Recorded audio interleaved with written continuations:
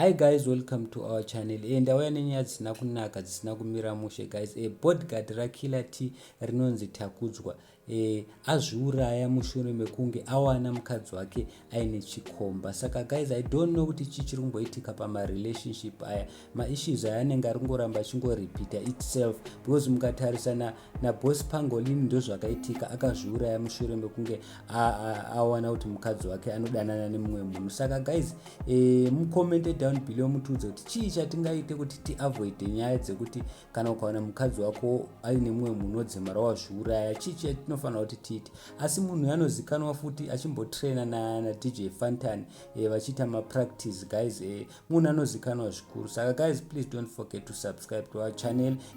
Ndokumbira kuti tingoonesana kuti toita sei pamarelationship akadai. Kana ukaona mukadzi wako aine chikomba unoita sei, because ndoziva kuti zvinorwadza guys. Please don't forget